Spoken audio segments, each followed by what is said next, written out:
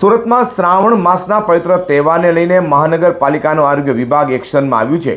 ઉપવાસ દરમિયાન ઉપયોગમાં લેવાતી ફરાળી ખાદ્ય ચીજ વસ્તુઓનું ગુણવત્તા ચકાસવા માટે કરિયાણા સ્ટોર અને ફરાળી વસ્તુઓના વિક્રેતાઓને ત્યાં તપાસ શરૂ કરાઈ છે। પવિત્ર શ્રાવણ માસ દરમિયાન મોટી સંખ્યામાં લોકો ઉપવાસ કરતા હોય છે અને ફરાળી લોટ સહિતની વિવિધ ખાદ્ય ચીજ વસ્તુઓનો ઉપયોગ કરે છે। તે લોકોના આરોગ્ય સાથે ચેડા ન થાય અને હલકી ગુણવત્તાવાળી કે ભેળસેળવાળી વસ્તુઓનું વેચાણ ન થાય તે માટે સુરત મહાનગરપાલિકાના આરોગ્ય વિભાગે ચેકિંગ હાથ ધર્યું છે। આરોગ્ય વિભાગની ટીમ દ્વારા શહેરના અલગ અલગ વિસ્તારોમાં કરિયાણા સ્ટોર અને ફરાળી વસ્તુઓના વેચાણ કરતા વેપારીઓ ત્યાં તપાસ કરવામાં આવી રહી છે। તપાસ દરમિયાન ફરાળી ખાદ્ય ચીજ વસ્તુઓના સેમ્પલ લેવામાં આવી રહ્યા છે, જેમાં સાબુદાણા, સામો તેમજ અલગ અલગ પ્રકારના ફરાળી લોટ સહિતની વસ્તુઓના સેમ્પલ લેવામાં આવી રહ્યા છે। આ સેમ્પલની ગુણવત્તાની ચકાસણી માટે લેબોરેટરીમાં મોકલવામાં આવશે। आशीष पटेल फूड सेफ्टी ऑफिसर।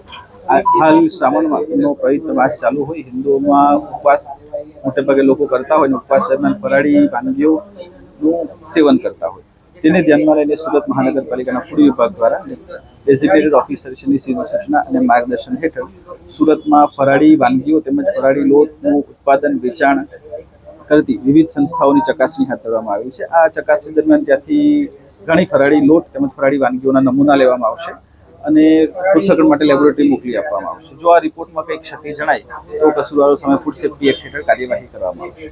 લોકોના આરોગ્ય સાથે ચેડા કરનારા વેપારીઓ સામે નિયમ મુજબ કાર્યવાહી કરવામાં આવશે। ત્યારે તહેવારો દરમિયાન ખાદ્ય ચીજ વસ્તુઓની ગુણવત્તા જાળવવા પાલિકાનું આરોગ્ય વિભાગ સતત નજર રાખી રહ્યું છે।